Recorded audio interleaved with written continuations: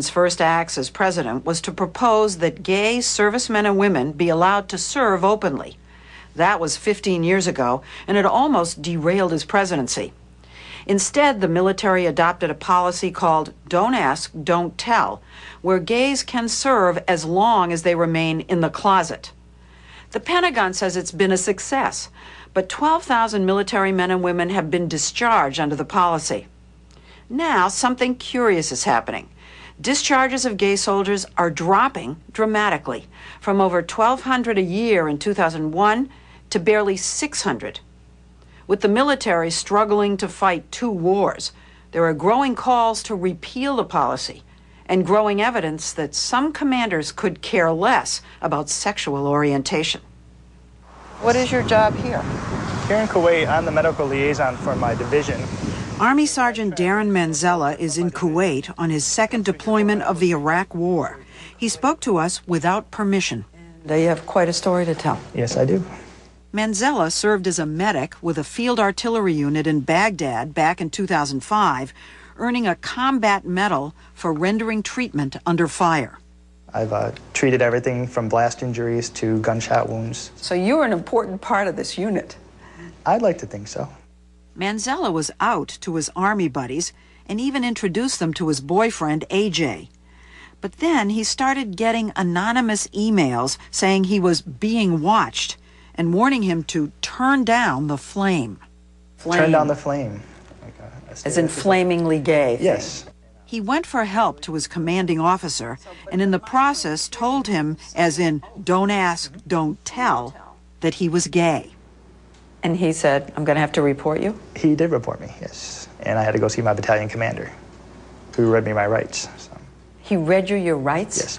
So what you did, in effect, by telling him, was trigger the investigation you feared was underway? I did, and I felt more comfortable with that. I felt more comfortable being the one to say, this is the truth. This is what is real. What a catch-22. You go and tell your lieutenant the truth, and now you violated the Army's rule. I didn't know how else to do it and keep my sanity. Manzella didn't hold anything back in the investigation, submitting these photos of himself and AJ and this video of a road trip, including passionate kissing. Oh, they have this in your file. This is in the file. Oh, my word. But when the investigation ended, I was told to go back to work. There was no evidence of homosexuality and go back to work. There was no evidence of homosexuality? Yes. Wait a minute. You'd given them photographs of you and AJ. Yes. And then they're like, go back to work. It's almost bizarre. So no one ever said anything to you about the I don't even know what word to use, absurdity, confusing response? The closest thing that I was given was by my superiors was, I don't care if you're gay or not. Why would Darren's commander do this? Well, let's think about it. Sholene Espinoza was an Air Force captain who flew combat missions.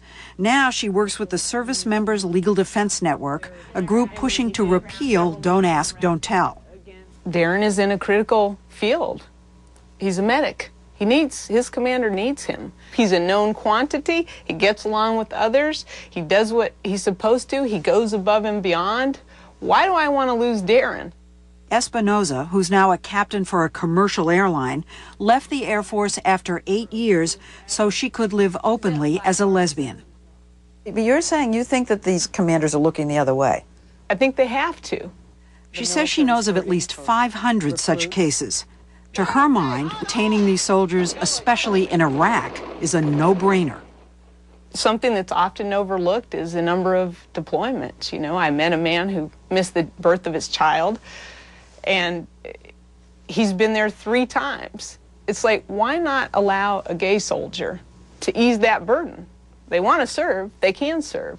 Our purpose in the military is not social engineering or whatever else you want to call it. It is about fighting and winning the nation's wars. Army Major Daniel Davis, a Gulf War veteran, now a specialist in battlefield tactics, says allowing gays to serve openly would hurt unit cohesion. Davis came to our interview out of uniform, emphasizing that in defending Don't Ask, Don't Tell, he was not speaking for the U.S. military. His view is that military troops are generally conservative, and allowing gays to serve openly would offend them and jeopardize battle effectiveness. If you introduce something in there that's going to cause chaos and division, then that's going to prohibit that unit from forming the bonds and the cohesion and that teamwork that's necessary to really win and do well in hard combat. What do you think would happen if a unit with a gay person went out into a combat situation? In my view, men are going to die, units are going to fail that would otherwise not fail or would otherwise not die. Didn't they say exactly the same thing about blacks? You know, I've heard that many times. And then cohesion was achieved. However, if you have a moral or religious issue, you cannot order me to bond and cohese with that person because it's morally repugnant to me. But Espinoza says if the policy were changed, the troops would have to fall in line. You can believe that black people are not as smart as white people. You can believe that and still serve in a United States uniform. You can believe that women should be barefoot and pregnant in the kitchen. You can believe that, but you cannot bring those beliefs to your job front. Each of these gay men was, to some degree, open in their units. Steve Larandos was a nuclear submarine mechanic with the Navy. Brian Fricke, a Marine Corps avionics technician who served in Iraq. David Santos, a Navy-trained Arabic linguist, and Army-trained Korean linguist Jared Chapowski. How many people knew? Shoot, at least 100. At least 100. Yeah. And you weren't discharged? No. Well, the only thing that ever happened to me was my leading petty officer came up to me and he said, you know, I think that everything about homosexuals is disgusting. It makes my skin crawl, but we still love you. Why do you think the people who knew didn't tell on you? That was required. They don't care.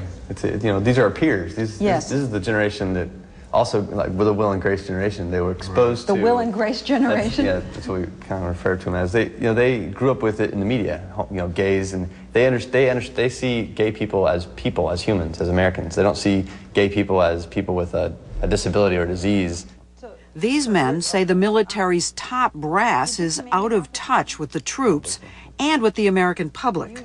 Recent polls show 3/4 of the country now favors allowing gays to serve openly, which is what the British military has done since the year 2000. I don't believe for a second it's affected the fighting capability of our forces. Admiral Sir Alan West, now an anti-terrorism minister in the British government, was head of the Royal Navy back then. Was it smooth? Was it traumatic? Was it difficult? Was it easy? Actually, to be quite honest, it has been almost no trouble. And the people who had said, oh, well, young soldiers and young sailors will never accept this, they actually accepted it much more easily than silly old blighters like me. You know, you actually told us that you think that the product, or the outcome of this, is actually making the military better. I think it is better. I think it is better. Why because people feel they can be open about who they are, and they can really throw themselves totally into what you want to achieve with your force. We're Navy! Talk about being open. The Royal Navy now allows sailors to march in gay pride parades in uniform, and gay couples are even eligible for married military housing. We aren't the Brits. We're not the Europeans. We're not the Swedes. Presidential candidate Duncan Hunter is the ranking member of the House Armed Services Committee. He argues that gays do not belong in the U.S. military because American troops need to be hardened warriors, unlike soldiers in the 15 NATO countries where gays serve openly.